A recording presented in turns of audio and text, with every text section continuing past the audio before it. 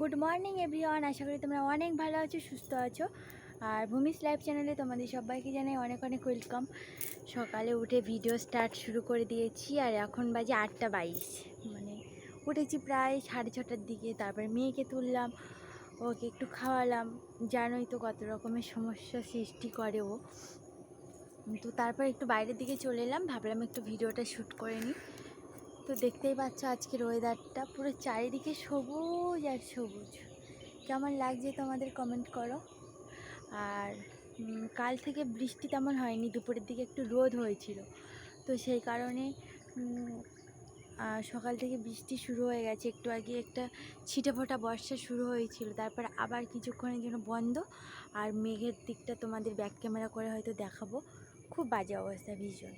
তো আজকে যে টপিকটা নিয়ে তোমাদের দেখো বলে চলে এলাম, আজকে তোমাদের আমাদের বাগানের সব কিছু শেয়ার করব। মানে মা কী কী সবজি চাষ করেছে, সব কিছু কী কী সবজি হয়েছে, সব ডিটেলস। তো তোমরা পুরোটা দেখতে থাকো, আশা করি তোমাদের ভীষণ ভালো লাগবে। দেখো বন্ধুরা, কত পরিমাণে বৃষ্টি হচ্ছিল আর এই রাস্তাটা পুরো শ্যাওলা পড়ে গেছে।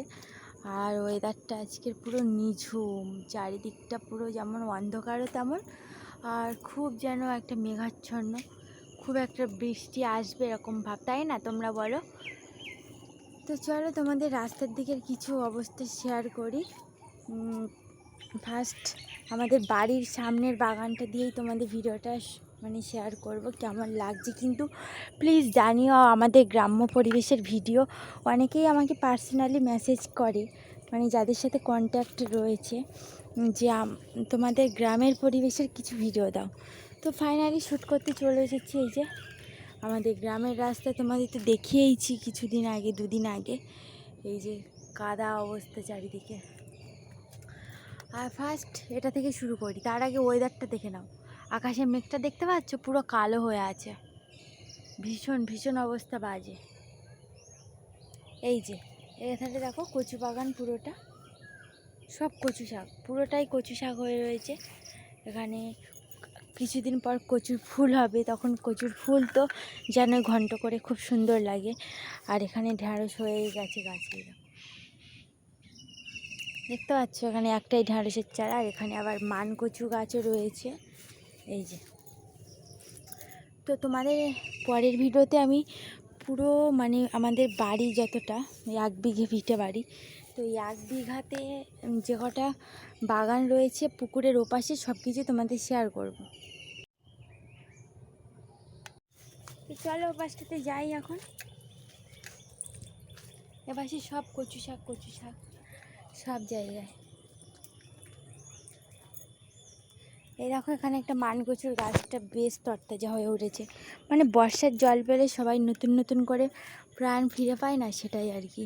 তো এই কলাটা দেখতেই পাচ্ছ, কালকে দেখিয়েছি তোমাদের। আর আর কি তোমাদের শেয়ার করি ভেবেই পাচ্ছি না। হ্যাঁ, আরেকটা জিনিস, এই যে এটা কি বলো সবাই?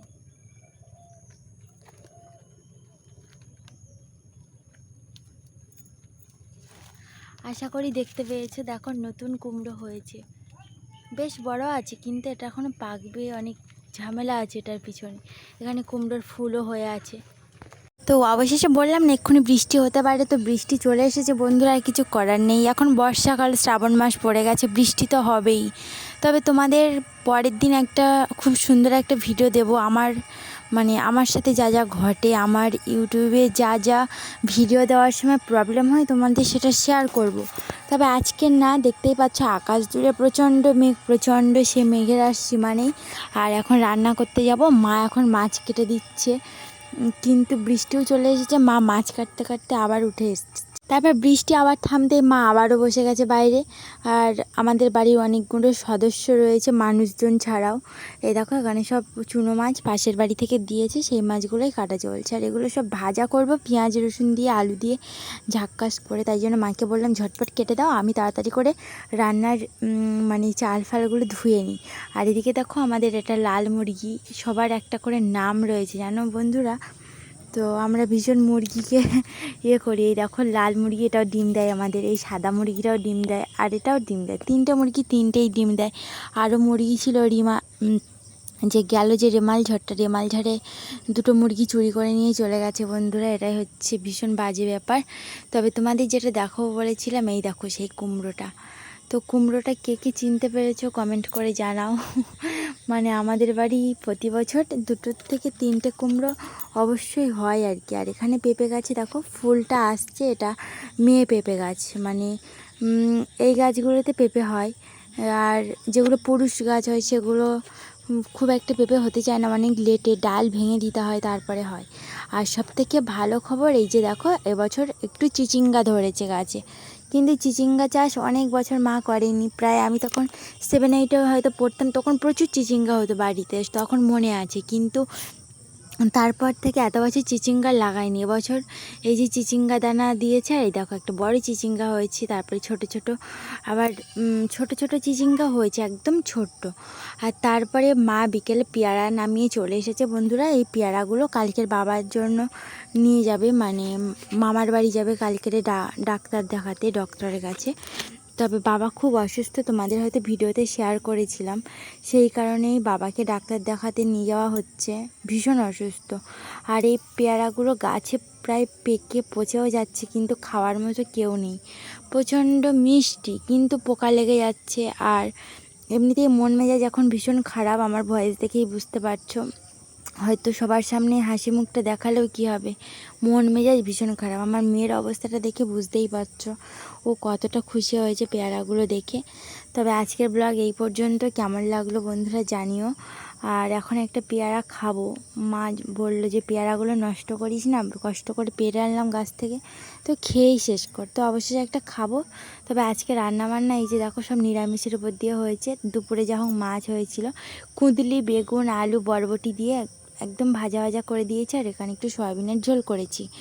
তো বন্ধুরা কেমন লেগেছে আজকের ব্লগটা প্লিজ কমেন্ট করে জানিও, এইটুকু রিকোয়েস্ট। তো তোমাদের একটা করে লাইক কিন্তু চাই আমি সব সময়ের জন্য।